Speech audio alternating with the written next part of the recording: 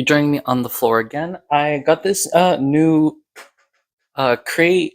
My grandmother for Christmas just gave me money, which is better than just randomly giving me stuff. So I use that money to pay for this crate so that I have more space on my shelves for more books, because this space was taken up by Legos. And so I wanted to show it off. You can see a little bit more down here.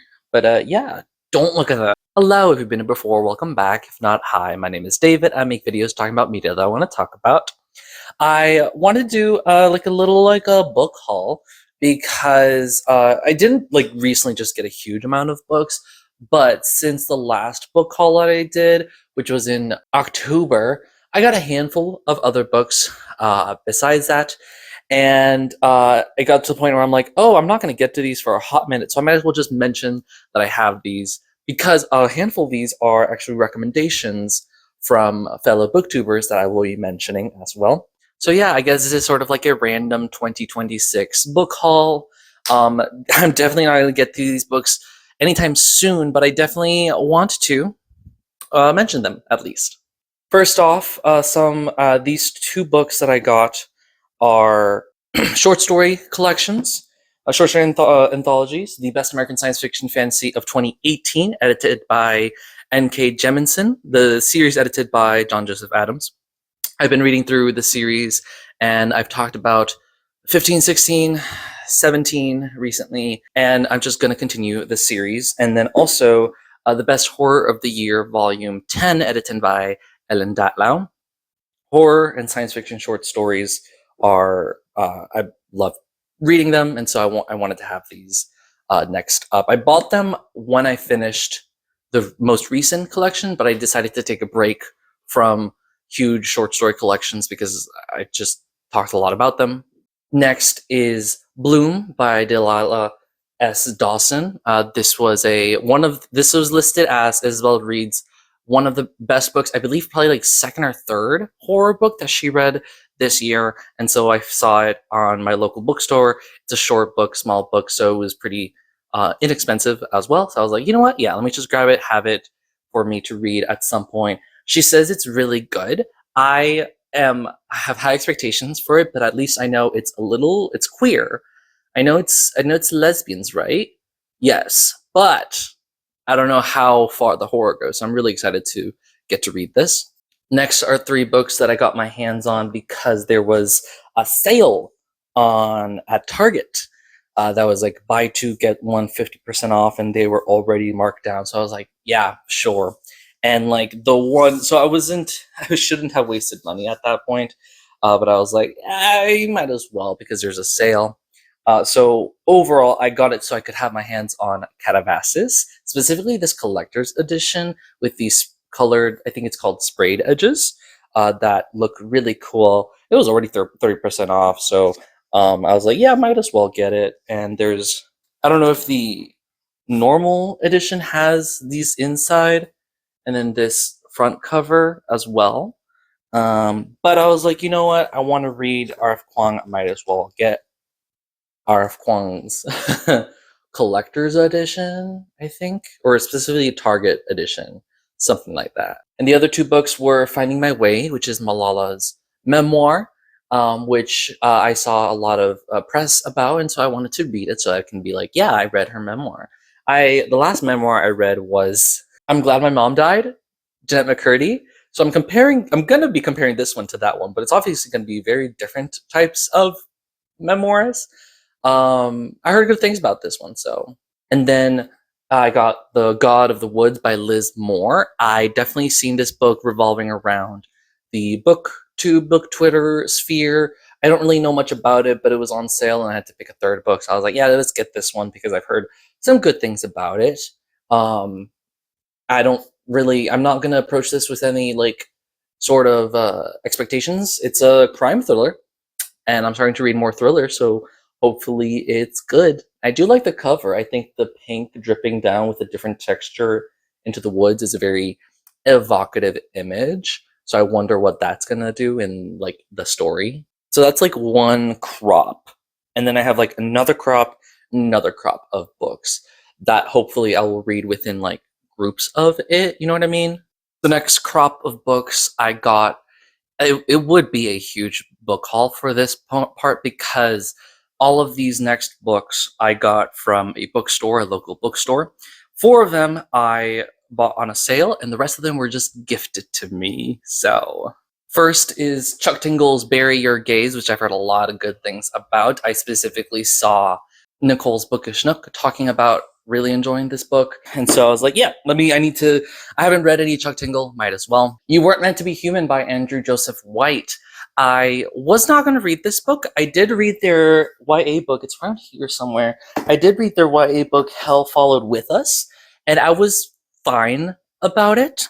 But the booksellers there did recommend You Weren't Meant to Be Human as a good, like, horror novel. And so I was like, you know what? With this sale, everything was 20% off. That's it. Everything was 20% off at that one sale. And so I was like, yeah, I still spent a lot of money for this. But it was a good week that week. So I got this one horror. So these are 2 horror novels. I got a fiction book, Lucky Seed by Justinian Huang, which is I should talk about what these books are, shouldn't I? Especially if everyone's heard of the few books that I talked about, right? Yeah, this is the first book that I'm pretty sure most people have not heard about. And it's billed as Succession meets Crazy Rich Asians, which I'm really excited about. And also it's queer. Justinian Huang, I read his debut novel, where is it? The Emperor and the Endless Palace this past year, I guess. And very queer, very explicit as well, which I had fun with. And I haven't really heard anything about his second book, but I wanted to read it because I know it's queer and I know I'm going to enjoy it. And I have not watched Succession. I did watch Crazy Rich Asians. I did want to read it. This is like the headliner type, this little text here. Succession meets Crazy Rich Asians in this chaotic, darkly funny saga about the lengths a wealthy family will go to ensure the birth of a male heir from the gay black sheep of their clan. So that sounds pretty exciting. And then The City We Become by N.K. Jemisin. I've read a handful of short stories of N.K. Jemison's, specifically the prototype of this book. I forget what it was called, but it was like about one of the main character's mentors or something like that, or sort of like a proof of concept for The City We Become. That's it. That's what it's called. It's right here. City We Become is the short story prototype of this book, and it's basically about how cities, specifically New York and other places, are cosmic eldritch beings that are asleep, and certain people are chosen to defend them against about what? Every great city has a soul. Some are ancient as myths. Others are as new and destructive as children. New York, she's got 6, and all 6 will be called to arms in the greatest battle the city has ever fought. Just 6 souls. That's it. And I had seen this book a while ago, and I wasn't really interested, but it sounds very similar to the actual play. What's it called? The Unsleeping City by Dimension 20. It sounds somewhat similar to that in terms of the city being like sort of living and stuff. And so, and I like the short story. And so I was like, yeah, let me get that because N.K. Jemisin I heard a lot about. And then the next big stack of books were just gifted to me because I was at a sale, and it was like a private sale for like the book clubs that we were having. And they had a bunch of ARC books, like advanced readers copies that they didn't want to keep. And that was sent to them, and they were just giving them away. And so I have a bunch of books that have yet to be published that I am super excited to read. 9 Goblins by T. Kingfisher. I've read T. Kingfisher's The Sworn Soldier series. I recently just finished the 3rd book. And this is a tale of low fantasy and high mischief. It's about a goblin war, and it's sort of just funny. I got it because of T. Kingfisher's name. I don't really expect to enjoy this because it looks to be for like younger audiences. But it also is pretty short, so I know I can like blow through this if I need to. But T. Kingfisher, I've only read Sworn Soldier, and I want to read more because I really like the Sworn Soldier series. And so I once I saw this arc and I was like, gimme, gimme, gimme. The Age of Calamities by Senna Ahmad, which is a short story anthology or collection, all short stories written by Senna Ahmad, which I'm not familiar with this author. However, on the back, it says, for fans of Karen Russell and Carmen Maria Machado, The Age of Calamities is a genre-defying, mind-bending collection of absurdist, funny, and speculative short stories. I love short stories. I love speculative short stories. And I also love Carmen Maria Machado. And I've read one Karen Russell. But I did like that one short story I read of Karen Russell. But Carmen Maria Machado really stuck out to me. And so I'm like, you know what? Sure. It's a short story collection. It's also really short. And I want to see, how it is. And see if I like Senna Ahmad. I have high hopes for this one. But we'll see. Next, I have All the Tea in China by Timothy David Mack, which will be published on March 17th. Do they say when these will be published? This one will be on sale in January of 2026. And then this one, also January. So at least I'm in the month of them being published. Anyways, this is coming out March 17th. This is the second book of a series I have not read, but it was marketed as Indiana Jones Meets Shogun in All the Tea in China, a searing historical adventure full of treasure, epic thrills, and a ruthless pirate queen. And I like Indiana Jones, and I wanted to read and watch Shogun. And so I was like, you know what? Yeah, this sounds exciting. And maybe once I get to this, I'll get the first book first, and then I'll read this one. But at least I have it because I really like Indiana Jones. I want to learn more about that. Next, I have A Great Act of Love by Heather Rose. Also, I've not heard it. It's supposed to be coming out the 27th of January. And it says, this exquisitely lush historical novel tells a spellbinding story that soars from the French Revolution to London and New York on an epic voyage, to colonial Tasmania. With a cast of unforgettable characters, this is a tale of legacy, passion, and reinvention. At its heart is a family with champagne in their blood and a fearless daughter determined to rewrite fate. I also believe it is queer. I think it's queer. I don't know. It sounds really interesting, and I want to read more historical fiction, and I like historical fiction that travels to different locations, and so I'm definitely looking forward to reading this. Next, I have When You Come Back to Me by Emma Scott. This is the second book in the Lost Boys series, which when I looked into some research, it seems to be like a trilogy that are unconnected stories, but with characters that appear in different stories. So it's similar to, oh my god, Marvelous Light by Freya Marsk. I have it somewhere. I'm not sure what these types of series are called, but it is this first book is covering this one couple, the second book is covering the sister of one of the guys, and the third book is covering the ex of the other guy. But they're it's like an interconnected story, but the individual stories, the characters are connected or something. I'm not fully sure. The sequel book is not a sequel to this story, but it's still continuation. You know what I mean? I don't quite understand either. I'm trying to make sense of it. But yeah, this seems to be one of those trilogies where you don't have to start with the first book if you don't want to read about. I know this is a YA coming of age queer story, and I'm like, you know what? Sure, I like I like homosexuals, and so if I do have to read the first book, then I'll read the first book. But I was like, yeah, sure, I'll grab this one. It's coming out, when did I say? In February. Next, I got this book just because of the cover, Transgression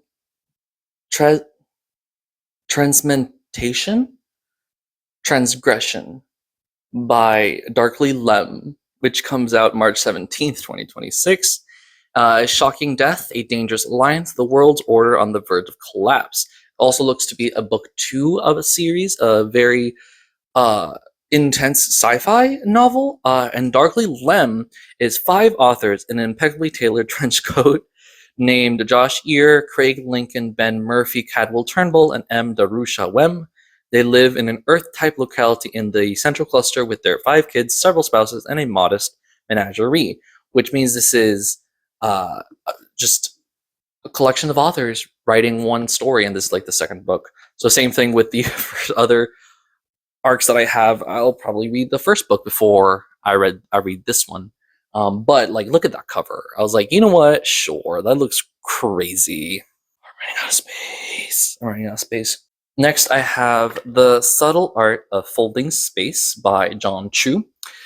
This looks really quirky. It's introducing the exhilarating debut science fiction novel from Nebula and Hugo Award-winning author John Chu that channels unhinged physics, generational trauma, and the comfort of really good dim sum. This isn't your usual jaunt through quantum physics. Looks like a YA sci-fi that looks kind of fun and comedic, and I don't read as many comedies as I think I should. Not that I don't want to, but I also don't want to, you know? But it looked kind of fun, and they're giving it away, so I was like, yeah, let me read this comedy. It's supposed to be coming out April 7th, 2026 is when this is coming out. I also got Sweet Bitter Song by Rosie Hewlett, which is coming out March 17th. Upon the shores of Ithaca, in the shadows of a legendary war, two women must face their own battle. One of sisterhood survival and a forbidden love that could destroy them both. This one is definitely queer in history as well, and that is always exciting for me as well. And it's set during a war in Greece and Sparta. Is it the Peloponnesian? No. I don't know what ancient war this is, but it's ancient war, and it's ancient gays, it's ancient lesbians, and so excited for that. You can just fit, can't you? And then I have The Phoenix Keeper by S.A. McLean. Unfortunately, it has this little cut here for some reason, but it's fine. It's fine. From one of the most exciting new voices in fantasy comes a warm hug of a novel featuring a magical zoo teeming with mythical beasts, and a soul-restoring queer romance at its heart. We're seeing a theme here, right? We're seeing a theme. And this is coming out. Tell me when you're coming out. It might already be out. I'm not fully sure. I don't see anything about it. I need to tape that down. Ooh, it has a map of the San Tamculo Zoo. I'm going to put my microphone down so I can hold it well.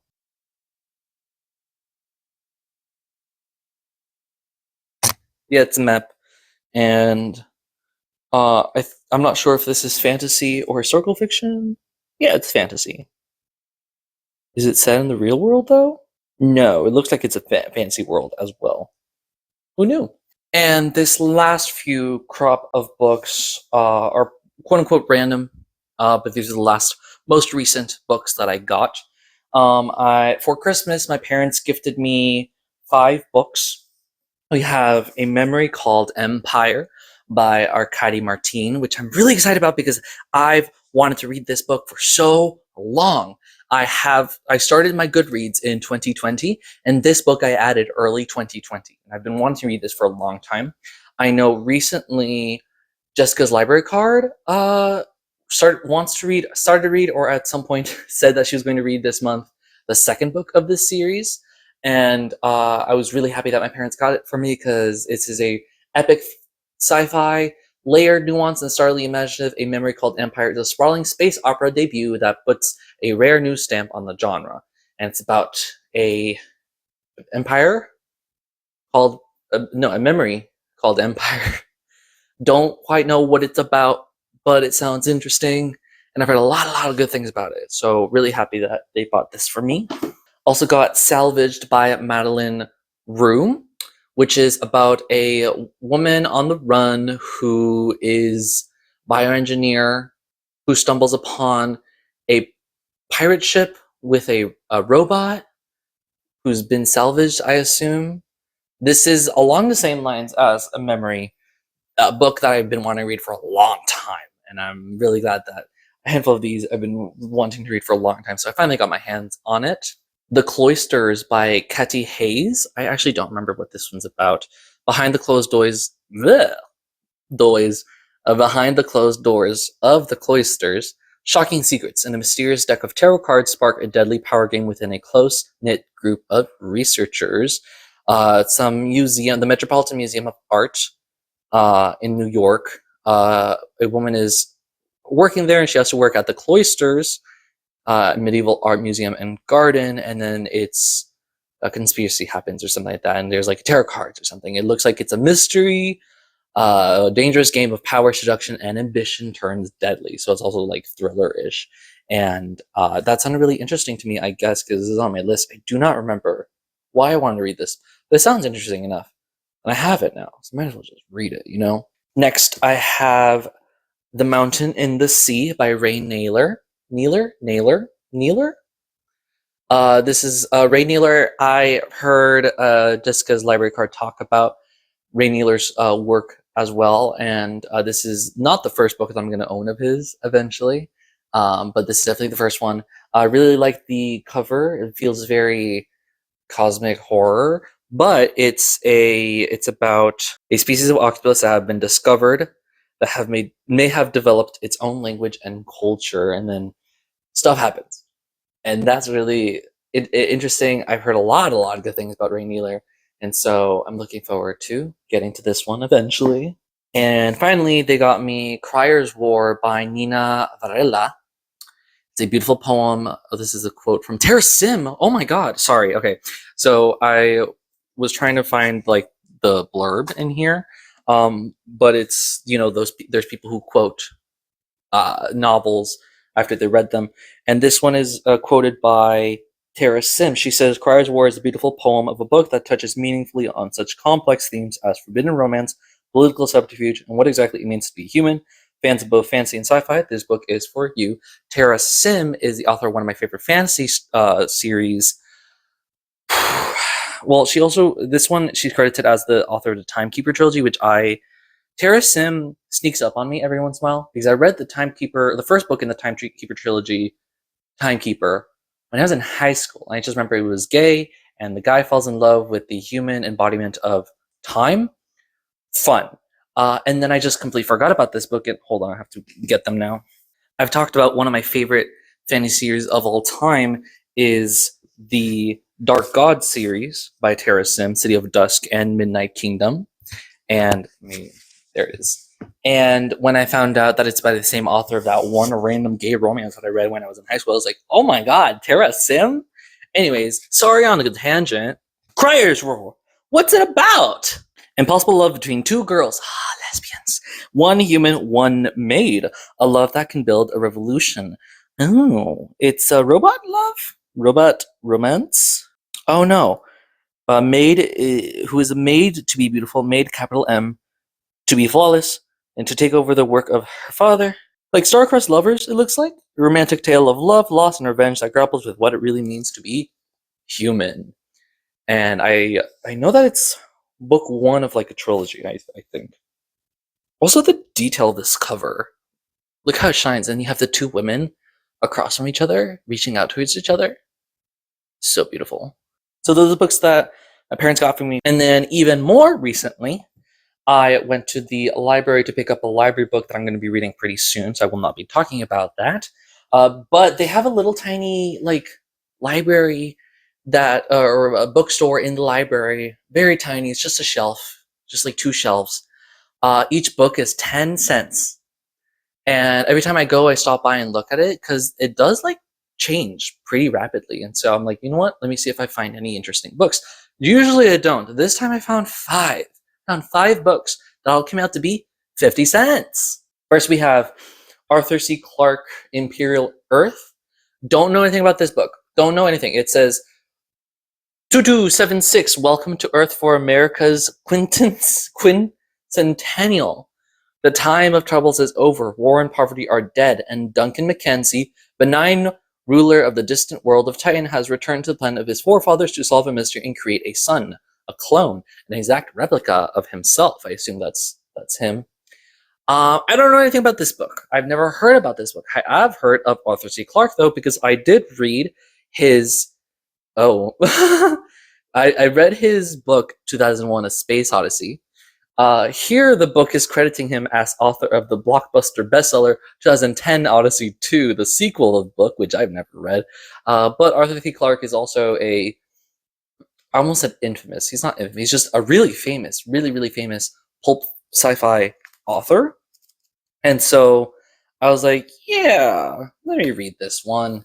because it's Arthur C. Clarke, and I honestly don't have high expectations for it, but it's there if I want to try it. Next, I got 3 books by Gabriel Garcia Marquez, which Gabriel Garcia Marquez is a famous Colombian writer, author. I am Colombian myself, and I did read 100 Years in Solitude. I have yet to read any other things of his, unfortunately. I want to read Love in the Time of Cholera, and what's his mystery novel? I forget what it's called. But I found these, and I was like, you know what? Let's get that. I have The Story of a Shipwrecked Sailor, which is also pretty short, which is looks like a story of a shipwrecked sailor in 1955. Gabriel Garcia Marquez was working on El Espectador, a newspaper in Bogota, Colombia. In February of that year, 8 crew members of the Caldas, a Colombian destroyer, were washed overboard and disappeared. 10 days later, one of them turned up, barely alive, on a deserted beach in northern Colombia. This book, which originally appeared as a series of newspaper articles, is Garcia Marquez's account of that sailor's ordeal. Written early in his career, The Story of a Shipwrecked Sailor displays all the dramatic flair and narrative urgency of the stories and novels that have established Gabriel Garcia Marquez's later reputation. So, not heard of this, but it's Marquez. So I'm like, I need to get the culture, for the culture, you know? Next is Strange Pilgrims, which is a short story collection of his short stories. I think it's 7 of them I saw. It says it right here, 12 stories. I don't know why it was 7. But it's just different short stories that he's written. And I have not read any of his short stories. I assume they're all like fiction or at least magical realism. So I have no idea what to expect of them, but it's here when I want to. And then I have The General in His Labyrinth, which I have heard about, which is the story of General Simon Bolivar, who is the I have to remember my Colombian history. He's like our so Simon Bolivar is like the George Washington of Colombia. I hope that's not offensive to say. I believe he's the general who pioneered the war against Spain to make Colombia independent. And this is talking about his last few days alive, right? Simon Bolivar embarks on a 7-month voyage down the Magdalena River. Forced from power, made old and ill by the pressures of war, passion, victory, and betrayal, the general examined his life, confronting the phantoms of his past, reliving the campaigns that brought him renown, and remembering the women he loved for a night or a lifetime. On a journey that is at once a fantasy of triumphal progress and the nightmare of loss and delusion, we come to know the liberator, the dazzling orchestrator of political and military intrigue, as well as the lover, the libertine, the fighter capable of heroism, mercy, and ruthlessness. And I think this is where the famous quote of like the general is lost within his labyrinth comes from. And so definitely heard about this one. So once I saw it, I was like, gimme, I need that. And lastly, of those 5, I got Chain Gang All-Stars by Nana Kwame Adjei, which I read his short story collection Friday Black in college, and I loved that short story collection. So when I saw the name, I got this book, and it says, "This is the world, this is the fact, a service as necessary as life itself, and they, we, you, them, everyone agreed to the arrangement. Welcome to Chain Gang All-Stars, a highly popular, highly controversial profit-raising program in America's private prison system. Harkening back to the time of gladiators, prisoners compete for the ultimate prize, their freedom." So it looks like a group of prisoners who are trying to fight for their own freedom in a dystopia, science fiction dystopia world. Is this it is also an arc. Oh my god. How do I have so many arcs? Anyways, I have no idea what to expect from this, but I really liked his writing, his short stories from Friday Black. So I was like, you know what? Let's get it. Let's get in that. So that made it so that I didn't have to, I just had to get 2 quarters from my wallet and just here, 50 cents. And the very, very last book that I want to talk about, thank you very much if you've gotten this far, is Kristen Hanna's The Nightingale, which I wanted to read this because Jackie over at the Bookish Wordsmith said that it was one of her favorite historical fiction novels in the past year. She said she read another Kristen Hanna. I don't remember which one. She said it was good, but she did not like it, or at least she liked this one a lot more.